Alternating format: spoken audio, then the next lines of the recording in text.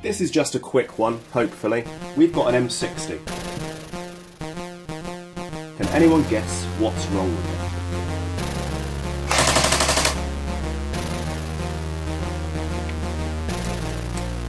The entire of this moves.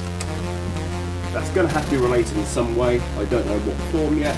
It's going to be just one of the normal trigger switch issues.